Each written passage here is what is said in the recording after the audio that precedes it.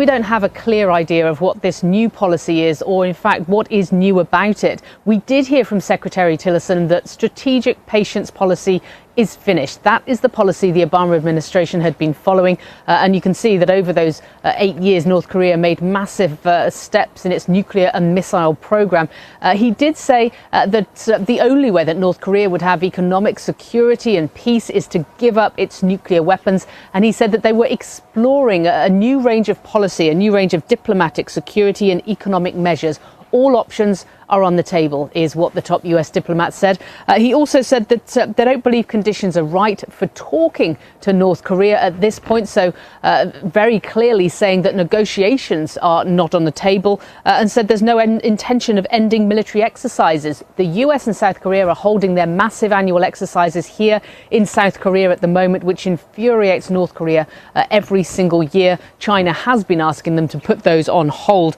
He also says we don't want to get to the military response. We don't want things to get that far, but if North Korea takes escalatory steps, then they will get a response. If they take these steps, the military option is on the table.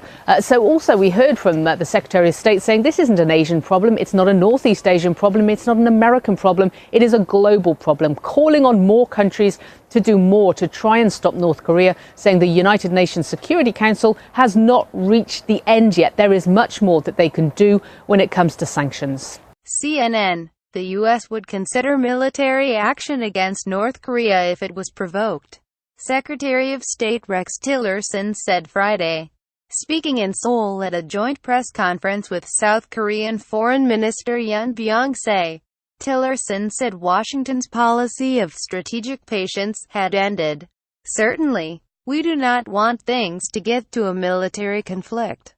But obviously if North Korea takes actions that threatens the South Korean forces or our own forces, then that would be met with an appropriate response, he said. If they elevate the threat of their weapons program to a level that we believe that requires action, that option is on the table, Tillerson added. The Secretary of State is on a 3-country tour to the region amid heightened tensions on the Korean peninsula following recent North Korea missile launches, and fears it's preparing for another nuclear test.